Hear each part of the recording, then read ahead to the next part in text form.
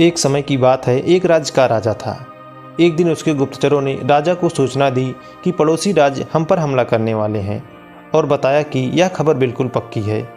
आगे गुप्तचरों ने बताया कि सिर्फ 3 दिनों के अंदर पड़ोसी राज्य अपनी विशाल सेना के साथ हम पर हमला कर देगा और उनकी सेना इतनी बड़ी है कि उनका सामना करना हमारे लिए बहुत मुश्किल है।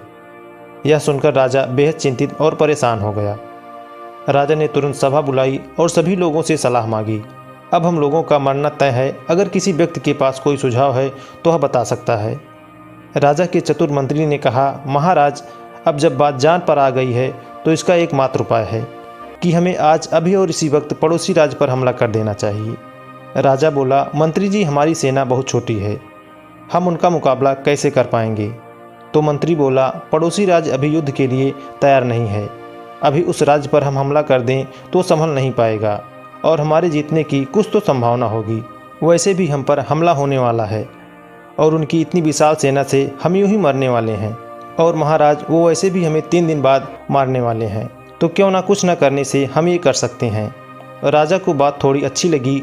उसने तुरंत अपनी सेना को तैयार होने का आदेश दे दिया और उस राज्य के नागरिक भी सेना के साथ जुड़कर युद्ध में चले गए। जो पड़ोसी राज्य था वहाँ पर पहुँचने के लिए एक पुल पार करना होता था। जैसे ही वो सेना पुल पार करके उस राज्य में घुस गई तो राजा ने कहा, हम अपने दुश्मन राज्य में घुस चुके हैं। अब ये जो पुल है, इस पुल को जला दो। और जलाने के बाद सेना को बोल दिया, हमारे पास अब कोई ऑप्शन नहीं है सिवाय लड़ने के। अब हम या तो लड़ के जीत लें या फिर हम यहाँ पर मर जाएं, क्योंकि हमारे पास अब भागने का कोई ऑप्शन नहीं है। यह बात सुनकर सभी सैनिक अपनी पूरी क्षमता के साथ लड़े और उन्होंने पड़ोसी राज्य की बड़ी सेना को हरा दिया। दोस्तों, इस कहानी से हमें यह सीख मिलती है कि जब हमारे पास में दूसरा प्लान नहीं होता है और हमारे पास में सिर्फ एक प्लान होता है, तब उसके पूरे होने की संभावना बहुत अधिक हो जाती है। मतलब जब हमारे पास में रास्ता सिर्फ एक होता है कि ये अगर नहीं किया जाए तो मर जाएंगे, बर्बाद हो जाएंगे, तो संभावना बढ़ जाती है उसमें कामयाब होने की। दोस्तों, हर कामयाब इंसान के जीवन में एक वक्त आता है जब उसको लगता है कि अब अगर मैं कुछ नहीं किया तो बर्बाद हो जाऊंगा, लेकिन सूझबूझ और धैर्य के साथ लक्ष्य को प्राप्त किया जा सकता है।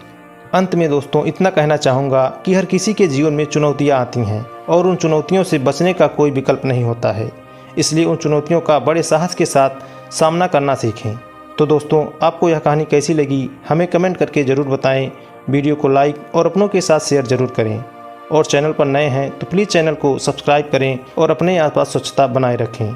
तो मिलते हैं ऐसी ही मोटिवेशनल और रोचक कहानी लेकर। तब तक के लिए नमस्कार, जय हिंद।